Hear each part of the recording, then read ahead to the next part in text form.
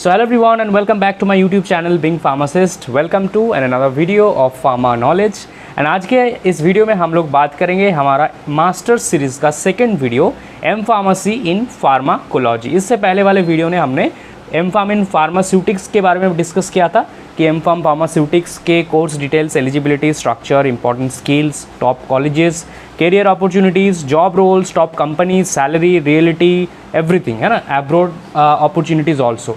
सो इस वीडियो को देखने के बाद ज़रूर देखना एंड जो भी आपके फ्रेंड्स हैं जो फार्मास्यूटिक्स पे करना चाहते हैं उनके साथ वो वीडियो ज़रूर शेयर करना, और जो कोलॉजी वाले हैं उनको ये वीडियो शेयर करना खुद देखने के बाद। एंड अगर आप सोच रहे हो कि कौन सा कोर्स आप सबको चूज़ करना चाहिए मास्टर्स में एम फार्म करने से के लिए, तो आप ये वीडियो देखो, वो वीडियो देखो, एंड अगले जितने भी कोर्सेज रिलेटेड वीडियोस आएंगे 1 by 1, केमिस्ट्री, कोग्नोसी, सभी को देखना। जो भी आपको ठीक लगे उसी कोर्स को आप लोग चूज़ करना, ठीक है। सो कोर्स डिटेल्स तो ऑलमोस्ट सेम है। M pharm it's 2 years PG है ना, बट जैसे हमने देखा था कि pharmaceutics is all about the formulation and development है ना, क्वालिटी कंट्रोल, क्वालिटी एश्योरेंस, फिर जो इंडस्ट्रियल मैन्युफैक्चरिंग, इन सब के रिलेटेड है। सो वहीं पे फार्माकोलॉजी जो होते हैं वो मेनली होता है clinical research, clinical and pre clinical research, clinical trial है ना, in animals as well as in humans, regulatory standards, regulatory affairs, toxicology and drug discovery and development. Actually drug development जो है वो होते हैं फार्मास्यूटिक्स में, एंड ड्रग डिस्कवरी जो होते हैं वो होते हैं कोलॉजी प्लस केमिस्ट्री मिक्स। केमिस्ट्री में सबसे पहले होते हैं ड्रग डिस्कवरी, ठीक है, फिर आते हैं वो फार्माकोलॉजी में, फिर हम लोग आते हैं फार्मास्यूटिक्स में जब हम लोग ड्रग डेवलपमेंट करते हैं, है ना। ये होता है एक ड्रग का पूरा प्रोसेस। सो यही होता है फार्माकोलॉजी में। ओके, सो एलिजिबिलिटी की बात करते हैं। So it's a 2 years course जो कि 4 सेमेस्टर मतलब 4 सेमेस्टर में डिवाइडेड है, फर्स्ट एंड सेकेंड ईयर है ना। और इसके लिए बी फार्म चाहिए आपका with 50% to 60% minimum marks, category wise जो अलग अलग होते हैं नॉर्मली। और उसके साथ साथ जीपैट, नाइपर या तो फिर CUET, ये जो डिफरेंट एग्ज़ाम्स हैं इनमें से कोई भी एग्ज़ाम्स आपका क्वालिफाइड चाहिए। अगर आपको आपका ये सारे एग्ज़ाम्स क्लियर है तो आपको एक्स्ट्रा बेनिफिट्स मिलेंगे एडमिशन्स पे एंड प्रेफरेंस मिलेंगे, है ना, स्कॉलरशिप मिलेंगे आपको जीपैट में, नाइपर में। इनके छोड़कर भी डिफरेंट कॉलेजेस के लिए अलग से कॉलेज लेवल के एडमिशन टेस्ट होते हैं, तो उनको देकर भी आप लोग जा सकते हो। सो अब बात करते हैं कोर्स स्ट्रक्चर। अब देखो ये तो कोर्स की डिटेल्स नहीं है, तो हम लोग इसीलिए मैंने थोड़ा थोड़ा करके सब लिखा है, क्योंकि पूरा अगर मैं बताना चाहूँगा 1 by 1 लिख के तो उसमें बहुत ज़्यादा टाइम लग जाएगा, इसीलिए मैंने यहाँ पे शॉर्ट में डिस्कस किया है। एंड जो नहीं यहाँ पे लिखा है वो मैं आप सबको बताऊँगा, ठीक है। जैसे स्ट्रक्चर में मैंने लिखा है कि first and second year total 4 semester में डिवाइडेड है। जैसे आपका बी फार्म होता है टोटल 8 सेमेस्टर का, एम फार्म होता है आपका 4 सेमेस्टर का। उसमें जो फर्स्ट ईयर आपका होता है वो होता है एकेडमिक ईयर, और जो सेकेंड ईयर आपका होता है वो है आपका रिसर्च वर्क के लिए एक ईयर आपको दिया जाता है। तो सेम 1 और सेम 2 में आपको टोटल मिलेंगे कुछ सब्जेक्ट्स, जैसे यहाँ पे मैंने कुछ सब्जेक्ट लिखा है। ये सब तो आपको एम फार्म के जो PCI सिलेबस है, आप एक बार ओपन करोगे PCI सिलेबस एम फार्म तो आपको सब मिल जाएंगे, है ना। जैसे फार्माकोलॉजी एडवांस जैसे हम लोग फार्माकोलॉजी 1, 2, 3 किए थे अपने बी फार्म टाइम, अब हम लोग करेंगे advance form, advance pharmacology 1, advance pharmacology 2, pharmacological screening methods जो कि बहुत इंपॉर्टेंट है, सेल एंड मॉलिक्यूलर फार्माकोलॉजी, है ना, कुछ like common subject like impact, then biostatistics, research methodology, regulatory affairs, ये कुछ कॉमन सब्जेक्ट्स है जो हर एक एम फार्म स्टूडेंट को ही करना होता है। उसके साथ साथ क्लिनिकल ट्रायल सीखेंगे हम लोग, clinical research, drug development and discovery सीखेंगे, टॉक्सिकोलॉजी, फार्माकोविजिलेंस, ये सब करेंगे। उसके साथ साथ क्या है अपना यहाँ पे प्रैक्टिकल्स होंगे आपके, है ना, ये सारे सब्जेक्ट्स हैं उनके प्रैक्टिकल।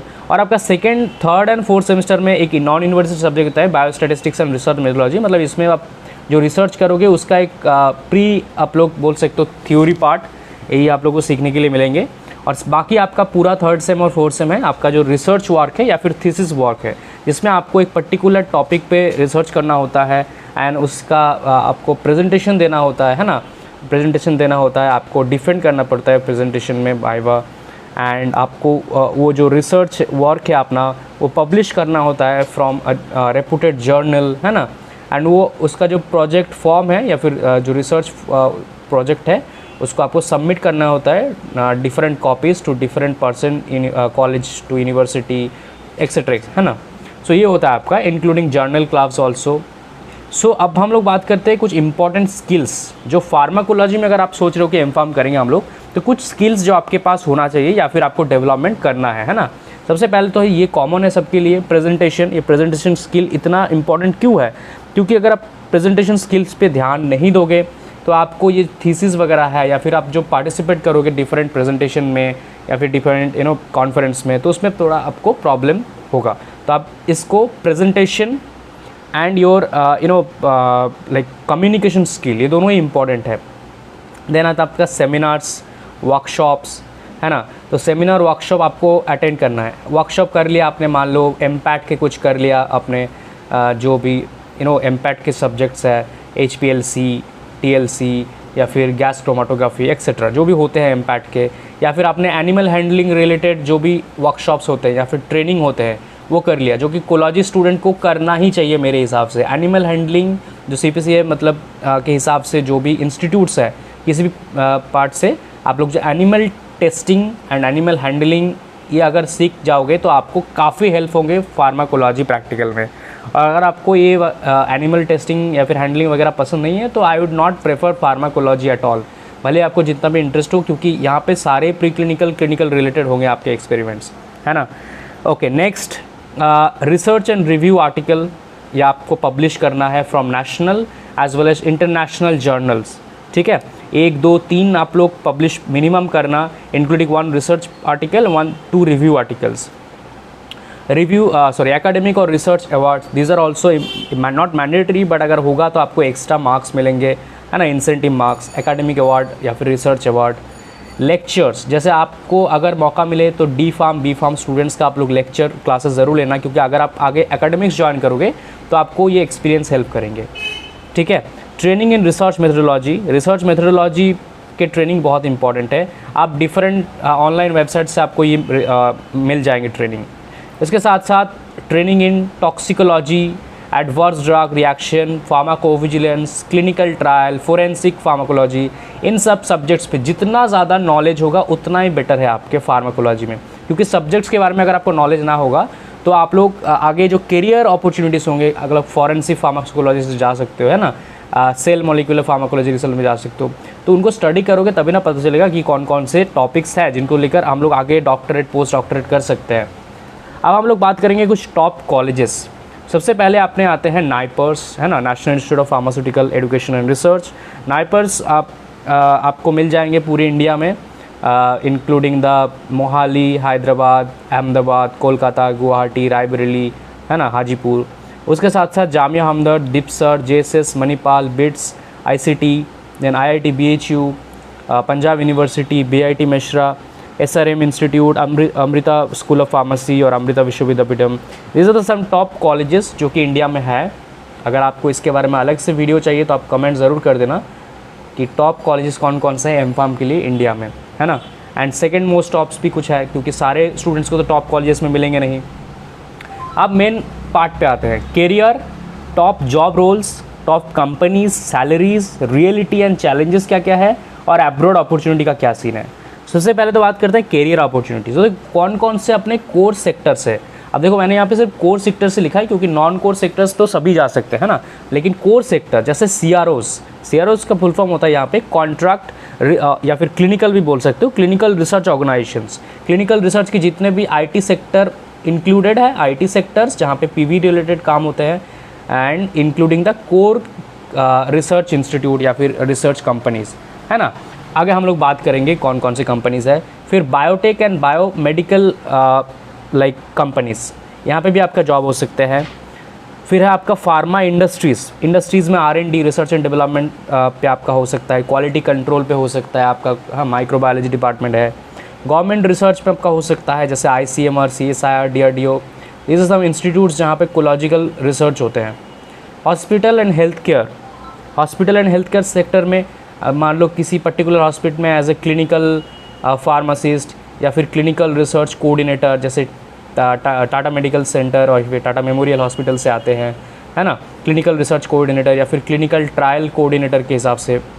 देन है आपका रेगुलेटरी अफेयर्स से या फिर रेगुलेटरी एजेंसीज से, जैसे CDSCO, FDA, PCI, PVPI etcetera. And academics last में तो आपका है अपॉर्चुनिटी, एकेडमिक्स पे आप लोग जा सकते हो। एंड मेरे हिसाब से M.Pharm फार्माकोलॉजी में सबसे ज़्यादा आपको अपॉर्चुनिटीज़ मिलेंगे एकेडमिक्स में, स्यूटिक्स और कोलॉजी। लेकिन कोलॉजी में स्यूटिक्स से भी ज़्यादा मिलते हैं, क्योंकि कोलॉजी like not only in pharma college, pharmacology colleges, nursing colleges, dental colleges, medical colleges, सारे जगह पे ये सब्जेक्ट आपको मिलेंगे, है ना, जो दूसरे सब्जेक्ट्स में आपको M.Pharm में नहीं मिलेंगे। ऑल्दो अगर आप देखोगे फार्मेसी कॉलेजेस में अगर देखेंगे तो स्यूटिक्स सबसे कॉमन सब्जेक्ट्स होते हैं। सो दोनों ही यहाँ पे एकेडमिक्स के लिए बेस्ट है। हम लोग जाएंगे अभी टॉप जॉब रोल्स की तरफ। तो ये सारे जो सेक्टर्स हैं उनमें जॉब रोल्स क्या क्या होते हैं, जैसे आप एज ए CRA ज्वाइन कर सकते हो, clinical research associate, clinical trial coordinator, drug safety associate, या फिर फार्माकोविजिलेंस साइंटिस्ट, या फिर रेगुलेटरी अफेयर्स ऑफिसर, है ना, medical science liaison, then toxicologist, then assistant professor और लेक्चरर, देन आपका रिसर्च साइंटिस्ट, मेडिकल राइटर और scientific writer, QA/QC officer, production और manufacturing head. All this positions are open after M.Pharm in pharmacology. Coming to the top companies तो बहुत सारे हैं, तो मैंने उनमें से कुछ ही यहाँ पे इंक्लूड किया है। जैसे कुछ फार्मा इंडस्ट्रीज़ जैसे सन फार्मा, डॉक्टर रेड्डीज, सिप्ला, ल्यूपिन, है ना, कुछ अपने जैसे अपने clinical research and health care company से, जैसे यहाँ पे IQVIA है, आइकॉन है, PPD है, क्लैरियो है ना, ग्लेनमार्क है, नोवर्टीज़ है। कुछ गवर्नमेंट इंस्टीट्यूशन है, ऑर्गेनाइजेशन जैसे ICMR, नाइपर होते हैं, CDSCO, DRDO एक्सेट्रा। नेक्स्ट हम लोग चलेंगे सैलरी एंड कैरियर ग्रोथ की तरफ। तो सैलरी जस्ट यहाँ पे मैंने शॉर्ट लिखा है, लेकिन सैलरी जैसे अगर आप ज्वाइन करते हो डिफरेंट इंस्टीट्यूट्स में या फिर different companies to companies post, तो सैलरी वैरी करेगा, राइट। ऐसे में 3 to 7 मैंने जस्ट एवरेज लिखा है। जैसे आप ऐसे क्लिनिकल रिसर्च ज्वाइन करोगे तो 3 to 5 LPA आप लोग मान के चल सकते हो, है ना। PV में जाओगे थोड़ा ज़्यादा मिलेगा, 4 to 6। मेडिकल राइटिंग जाओगे और थोड़ा ज़्यादा मिलेगा, 4 to 6 ऐसा हो सकता है। रेगुलेटरी अफेयर्स में 4 to 7 हो सकता है आपका यहाँ पे, है ना। फिर मिड लेवल पे आ जाओगे तो मिड लेवल पे आपका कहीं कहीं पे 6 to 7 मिलेंगे, 7 to 8 मिलेंगे, ऐसे करके आपको 10 to 12 लाख तक मिल सकता है आपका रेगुलेटरी, मेडिकल साइंस या फिर रिसर्च साइंटिस्ट के पोजीशंस पे। और सीनियर पोजीशंस पे तो जैसे आपका सीनियरिटी होगा, जैसे आप कंपनी चेंज करोगे, जैसे जितना टॉप कंपनी होगा, पोस्ट होगा, उसी हिसाब से आपका हो सकता है ना। Principal scientist, clinical research manager, है ना, फिर director of the regulatory affair, these are the some top post. अब हम लोग बात करेंगे कुछ रियलिटी एंड चैलेंजेस क्या क्या आने वाला है। तो सबसे पहले M.Pharm फार्माकोलॉजी एंड फार्मास्यूटिक्स सारे स्टूडेंट्स चूज़ कर सकते, तो कंपटीशन होता है यहाँ पे बहुत ज़्यादा, कंपटीशन इज़ ह्यूज, है ना। मैनी जॉब रोल्स, ये सब मैंने बता दो दिया, लेकिन इनमें से बहुत सारे रोल्स के लिए क्या बोलते हैं, या तो PhD प्रेफर करते हैं, या फिर बोलते हैं इसके साथ साथ आपका पोस्ट ग्रेजुएट डिप्लोमा चाहिए इन क्लिनिकल रिसर्च, या फिर इन फार्माकोविजिलेंस, या फिर इन मेडिकल राइटिंग, या फिर मेडिकल कोडिंग, है ना, clinical data management, SS programming. तो ये कभी कभी लेते हैं उन स्टूडेंट्स को, कभी कभी एक्सपीरियंस स्टूडेंट्स को लेते हैं, कभी कभी MD फार्माकोलॉजी या फिर MS फार्माकोलॉजी स्टूडेंट्स को लेते हैं। तो कंपटीशन यहाँ पे भी हो जाते हैं 2-3 दूसरे ब्रांच के साथ। लिमिटेड गवर्नमेंट जॉब्स, तो गवर्नमेंट जॉब्स में अगर हम देखेंगे कि फार्माकोलॉजी वाला जो गवर्नमेंट जॉब के ऑप्शंस है वो बहुत ही कम है एक्चुअली। जैसे स्यूटिक्स में भी नहीं है एक्चुअली उतना, लेकिन कोलॉजी में भी कुछ खास गवर्नमेंट ऑप्शंस नहीं है। गवर्नमेंट जॉब के मैक्सिमम अपॉर्चुनिटीज़ आपका D.Pharm, B.Pharm इन्हीं में ख़त्म हो जाते हैं। जो M.Pharm वाले जॉब्स है वो कुछ ज़्यादा अवेलेबल नहीं है, ऑल्दो दूसरे ऑप्शन से तो ज़्यादा ही है, लेकिन स्टिल, है ना। ओके, नेक्स्ट आपका इनिशियल सैलरी, जो मैंने यहाँ पे लिखा है इनिशियल सैलरी, अगर आपका कॉलेज अच्छा ना हो, प्लेसमेंट ना दे अच्छा, यहाँ पे आपका प्लेसमेंट वगैरह ना हो, तो आप अगर खुद जॉब ढूंढोगे तो आपको 2 to 4 LPA, यही इससे ज़्यादा आप एक्सपेक्ट नहीं कर सकते, है ना। सो B.Pharm एंड M.Pharm यहाँ पे ज़्यादा वेरी नहीं करता। ऐसा भी देखा जाए कि B.Pharm स्टूडेंट को भी एंट्री पे जो मिल रहा है, M.Pharm को भी वही मिल रहा है, थोड़ा इधर उधर हो रहा है। एकेडमिक्स पे भी पहले अच्छा जॉब, अच्छे सैलरी मिलते थे, लेकिन अभी एकेडमिक सेक्टर भी थोड़ा डिग्रेड पे चल रहा है। Now let's talk about some pros also, जो मैंने यहाँ पे इंक्लूड नहीं किया है।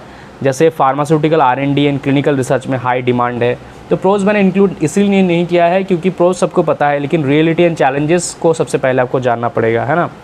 एकेडमिक्स पे काफ़ी अच्छा स्कोप है, इंटरनेशनल पे अच्छा करियर अपॉर्चुनिटी आपका हो सकता है। ऑल्दो इंडिया के M.Pharm कहीं पे भी आ जाओगे तो एक्सेप्टेबल नहीं है, लेकिन स्टिल आप लोग चांसेस हैं यहाँ पे।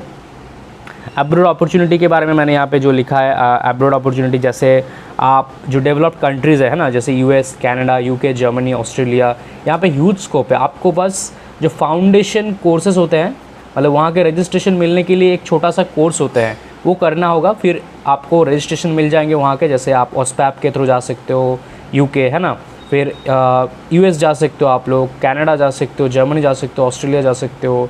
सो गल्फ़ कंट्रीज़ में इतना मैं प्रेफर नहीं करूँगा फॉर मास्टर स्टूडेंट्स, इनके लिए डेवलप्ड कंट्री बेटर है ना। फॉर पीएचडी जा सकते हो आप लोग, not only for job, for PhD या पोस्ट डॉक्टरेट अगर आपको अपॉर्चुनिटी मिलते हैं तो I would say definitely grab the opportunity. Research sector में क्लिनिकल रिसर्च रिलेटेड जॉब्स तो बहुत है। रेगुलेटरी अफेयर्स, है ना, रेगुलेटरी अफेयर्स जो एब्रॉड लेवल के होते हैं, है ना, तो वो काफ़ी अच्छे होते हैं। एवरेज सैलरीज़ की बात करते हैं तो एवरेज सैलरी तो अब देखो हर एक, मतलब ये तो अलग अलग होते हैं हर एक कंट्री में, है ना, सिमिलर तो नहीं होते हैं। बट यूएस की अगर बात करें तो यहाँ पे करीब करीब आपका 70,000 to 90,000 डॉलर तक भी आपका हो सकता है एंट्री लेवल पे, जो यहाँ पे मैंने 50 to 150 इंक्लूड किया है। सीनियर लेवल तक ये हो सकता है। जैसे कनाडा पे देखोगे तो 60,000 to 80,000, यूके में 40,000 यूरो to 60,000 यूरो, ऑस्ट्रेलिया में भी देखोगे तो 70,000 to 90,000 ऑस्ट्रेलियन डॉलर। सो काफ़ी बेटर है आपका अपॉर्चुनिटी, लेकिन अपने अपने कंट्री के हिसाब से आपको वहाँ पे रजिस्ट्रेशन पाना है सबसे पहले, है ना। और अगर आपको पोस्ट डॉक्टरेट या फिर पीएचडी का अपॉर्चुनिटी मिलता है तो डेफिनेटली आप उसके लिए जा सकते हो। So that is all about the video guys, thank you so much for watching. कोई भी डाउट होगा आपका तो कमेंट बॉक्स में पूछ लेना। एंड ये था हमारा वीडियो फार्माकोलॉजी। इसके बाद फार्मास्यूटिक्स का वीडियो ज़रूर देखना, एंड नेक्स्ट वीडियो किस सब्जेक्ट पे बनाऊँ वो कमेंट ज़रूर करना। Thank you.